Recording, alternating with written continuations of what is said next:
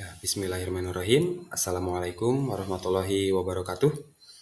Eh, Pada kesempatan kali ini, di bulan keempat, jalan ke bulan kelima,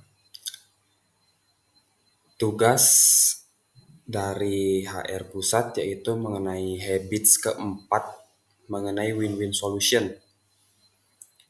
Saya Denny Firmansah, ECDP OPRC dari Palembang. Jadi, di tugas kali ini tuh win-win solution ialah mencari potensi-potensi resiko apa saja yang dapat terjadi ataupun potensi konflik yang dapat terjadi antara satu divisi dengan divisi lainnya.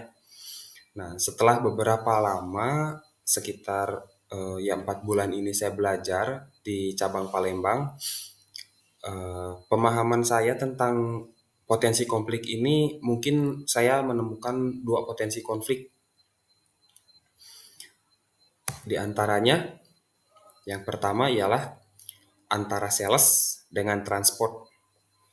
Ini terjadi dikarenakan masalah retur barang, di mana jikalau misalkan retur barangnya itu sedikit, maka sales bisa membawa barang returan tersebut ke kantor dan diberikan ke gudang guna untuk diretur.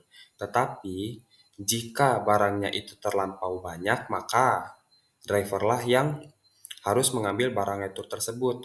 Lalu potensi konfliknya itu terjadi ketika sales lupa mengabari driver bahwa ada satu outlet yang memang dia ada transaksi retur dengan jumlah banyak, dan pada saat si driver mengantarkan barang ke outlet menanyakan kenapa barangnya tidak dibawa gitu, karena memang sales tidak ada konfirmasi ke driver atau ke transport. Maka di sini bisa terjadi konflik. Driver bisa eh, menanyakan ulang atau mengkonfirmasi kepada sales kenapa tidak memberitahu seperti itu. Pada dasarnya bahwa dalam retur itu harus ada dokumen TTRB atau TTRS atau eh, yang diserahkan kepada transport guna untuk diambil barangnya oleh driver seperti itu. Maka win-win solutionnya adalah si sales meminta maaf pada driver bahwasanya itu murni kelalaian si sales karena bisa menimbulkan kemarahan, dampak buruknya seperti itu. Lalu yang kedua ialah antara warehouse dengan driver juga, di mana ini terjadi pada checker. Menurut pengalaman yang sudah saya tanyakan di sini, SO masuk, terus diambil oleh picker, lalu dicek oleh checker, dan dibungkus, hingga nanti terjadi transaksi pengambilan barang oleh driver, itu ada 2 kali cek. Tetapi kalau misalkan memang barangnya banyak seperti ke outlet NKA seperti Indomaret atau Alfamart, maka itu hanya dihitung kasarnya biasanya.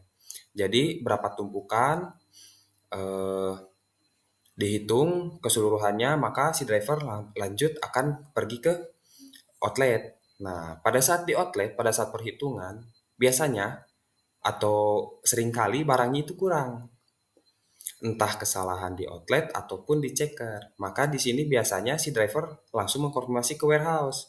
Apakah sudah betul barang yang dipersiapkan itu sejumlah sekian. Nah, win-win solutionnya adalah warehouse akan melakukan cycle count di satu item tersebut. Misalkan kara yang dipesan NKA semisalnya 500 koli, tetapi yang datang hanya 498, maka itu akan dicek keseluruhannya di semua sublocator, nanti ketahuan, dan jika misalkan memang ada minus, maka itu akan menjadi tanggung jawab antara transport dengan warehouse seperti itu. Mungkin sekian dari saya, dari Firmansyah. Hatur nuhun.